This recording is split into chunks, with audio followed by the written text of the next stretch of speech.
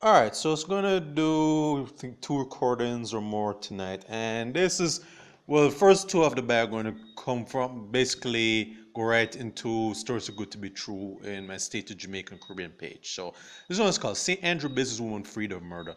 St. Andrew Businesswoman, 48-7-year-old Karlene Spencer was today freed of murder. Spencer was charged in relation to the death of Barrington Walton. Allegations are September 28, 2016, 4 years ago. Spencer had intervened in an altercation between the deceased and another man. It is further alleged that during the confrontation, he used a weapon to kill him at the Constant Spring Arcade. Following the encounter, Spencer later went to the police and filed a report in which she said the deceased had attacked her and hit her with an iron pipe. She said that she was forced to defend herself when he launched a second attack against her. Three persons claimed to be eyewitnesses subsequently came forward and disputed Spencer's account. Kayla claimed she killed the deceased in cold blood and was not under attack. When the matter is called today, 2020, 4 years later, our attorneys Peter Campani. I see this guy trending a lot in the news, by the way. QC, not sure what it stands for, and Sam Campbell argued that the prosecution could not successfully mount a case against their client. It's argued that the three witnesses that are being relied on, it was revealed that one of them recently pleaded guilty, was sent to prison for attempt to extort money from Spencer in the circumstances which he had approached her demanding $5,000. She made a report to police resulting in a sting operation which he was charged. In relation to the second witness, it was revealed that at the time of his claiming to witness incident, he was an outpatient at the Bellevue Hospital, since then had deteriorated in terms of his mental health. You see what this means? That this is basically read like something from an episode of a TV show or movie.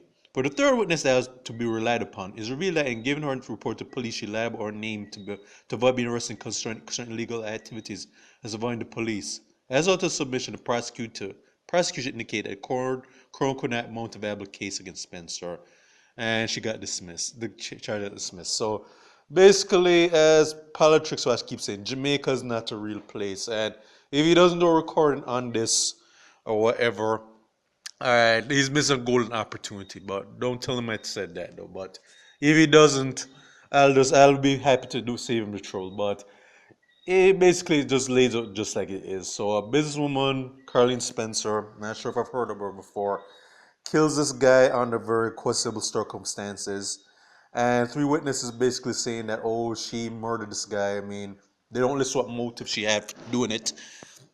And then conveniently turns out that these three witnesses have very questionable moral characters, which basically eroded whatever credibility they had in convicting her. And she's basically walked away as free as a bird. Now, I wasn't there 4 years ago, so I can't say who did what to who, or whatever. But basically, I can say that this was just this story. If you had read it, you think that this is something from Law and Order. What's some of these other police shows like something from Murder She Wrote, Matlock, Perry Mason. I'm trying to think of the other show. I'm trying to think of no the Major Crimes. If I think that's a show. That's a show that I've been hearing about.